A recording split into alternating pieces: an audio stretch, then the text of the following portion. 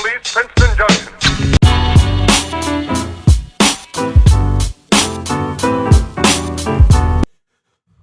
What up? It's your boy T-Bird here in the reaction. Today is Music Monday. So now, I had to come across this on my timeline. This came out in 2012. I thought this was a good video to watch for myself. Since, not too long ago, I was doing reaction vids to like remix on Machine. It was off of Dubspot and everything because I thought like my next upgrade would be the Machine Micro or Machine in general. But as you see, I am an MPC guy now. So I thought this was a good one. It's called MPC Minute featuring DJ Premier and Pete Rock, two of the most legendary hip hop producers of all time. So this is kind of like could be something good for me to watch as well too. Now I'm an MPC user and I'm doing my thing. And first, in case folks wonder why I've been like take myself doing beats and all that. One, I don't want to mess up, and two, trying to figure out how to get my camera right so I can catch myself doing a beat. Two, the wife suggests not to spoil some of my beats. You know what I mean? Like trying to put everybody in my business, I guess, and stuff like that. Something like that, just to keep things subtle. So yeah. But other than that, let's check out NBC Minutes. Let's get it.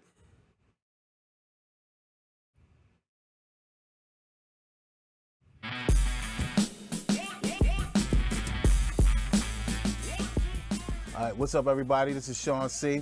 I'm sitting here with the legendary DJ Premier. What's up? Yep. And the legendary Pete Rock. So you're working with the MPC Renaissance. It was like the newer era big MPC before we have the MPC 1, the MPC Live 1 and 2, like I have here, and the big boy of the newer era, the MPC X, as well as the Touch and all that. So yeah.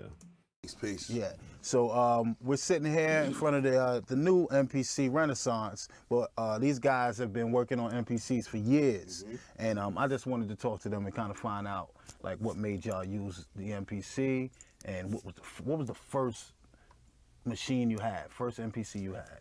I went from SP12 to an Alexis machine to the MPC 60 because I was doing a session with Lord Finesse and Showbiz. They were doing a remix of Return of the Funky Man, and they said, meet me at D&D Studios. We're going to do a session there, and we want to do some scratches. When I went there, and I got a copy of the mix, and I played it in my car, it sounded so dope that I said, yo, I'm going to start working here. At the day we were working on the Daily Operation album for Gangstar, the first track I was working on was Flip the Script, and I was still using the Alexis drum machine. But the engineer who worked at D&D, who became my engineer, Eddie Sancho, he watched the way I was programming my beats on the Alexis, and he said, yo, the way you lay your tracks and print them and line them up, you're better off using the MP. And I was like, why? And he said, because you can do individual tracks. Okay, so I had to look up see what the Alexis he's doing. So I'm thinking he's I'm wondering using the SR, but I doubt that, or possibly back in the day the HR16, which I doubt he does. It probably was like the SRs from SR16 and the SRs back then. So yeah, that was interesting. But let's go back to that though. We say a little bit. He said because you're better off using the MP. My beats on the Alexis, and he said, yo, the way you lay your tracks and print them and line them up, you're better off using the MP. And I was like, why? And he said because you can do individual tracks on the screen. He said it's basically a tape machine without the tape. So he showed me how you can lay them all out and do all the different levels with the volumes and do the sequence. And I was like, oh yeah, this is what I need. And from that day I was hooked, and I bought his, and I was stuck on the MPC ever since. So what about you, Pete? What was your first experience? My first experience was with the 2000 and then the 2000 XL. I liked the XL because it was just a comfortable feeling for me. The fact that it felt like a upgraded SP 1200 to me. With the SP, you had to do a hell of a lot to make your beats sound, like something. So it wasn't that much time. It was only like 10.3 seconds. Right. This is going along with see what the XL look like, the SPC. Oh yeah, the one that a lot of people used back then though. Like they kind of like if there's like the most well-known one. 60 was too, but like this was like the well-known for a minute. But yeah, I had to kind of come up with some tricks of the trade. A lot of tricks. Yeah. A lot of tricks. But when I got this, it was just like it was just like I'm still on the MPC 62. Okay, wait. He still uses the MPC 62 Yeah. and still bangs out hits. So that shows you that you, Oh, you yeah. know, what you have the Mind right to talent. machine. You know, you can Yeah. make it work. But you only have 60 seconds, and you know, within that 60 seconds, you got to make it work. And I think because of that little bit of time, you're forced to make it even more funky because it's like, damn, I want all that in there, I want that in there. I can't put it all in there because I'm running out of memory. So you're already like, how can I cram it all in? And that's the force of the creativity to just still, you know, come up with a way. And it's always worked for me. You know, I'm already impressed with it, with the Renaissance. Surprisingly for me, because believe me, I'm a hardhead. It's hard for me to change. hard but, nut to crack. Yeah, but for me to mess with it a little bit earlier, and I'm already kind of figuring it out just from the playing around with it from the computer, which you know, again, I know we have to move with technology. Hey, I'm a Twitter head, just like the young kids, but I use it wisely, and I know how to have fun with it, and still let it be a tool for, you know, my business. And so, you know, eventually my 60 may just die out, and I'm gonna need to find another way to continue because I can't stop. I see things already just from tampering with it earlier, without even doing a full program.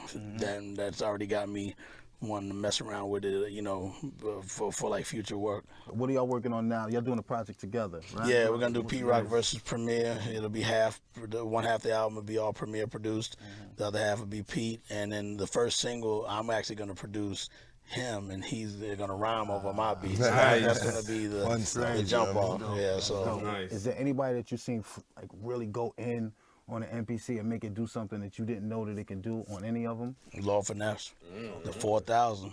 He got that thing where it actually stands up and talks and walks around the house. And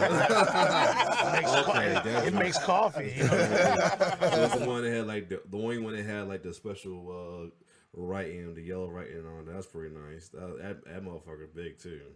But yeah, I had to look and see what that one like. That's a big motherfucker. Glad to have y'all here, man. Yeah, man. No It's doubt. definitely a privilege of mine. man. Absolutely. You know, See how we do it. definitely, man. It's his family here. Yep. And it was a pleasure, man. Y'all heard it from the classic producers, man.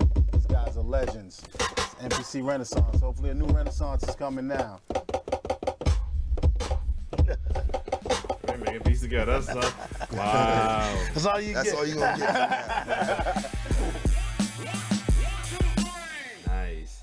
This was a good video to watch, though. I mean, definitely inspirational. I mean, good to learn your history with the machine you working with and all that stuff, or like where it all began with previous ones and all that. And while I was like talking about the different ones, I was looking it up and all that. I didn't look at the MPC60. I've seen it so many times with his video and all that.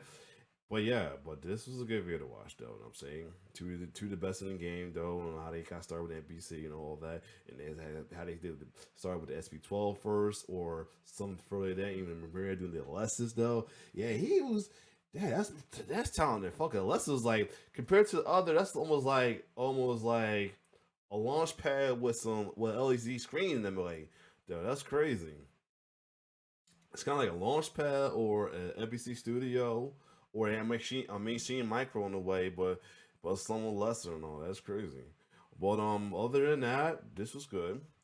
Except I think that Lessons was standalone, of course, because it's like I don't think they had like controllers like that back then. I think all the any production wise stuff was standalone and everything. Just hook it up to the speaker and stuff and call it a day. But yeah, this was a good informational video to watch. But other than that. If you like my reaction, like, share, subscribe to my YouTube channel. It's your boy T-Bear signing off. One love.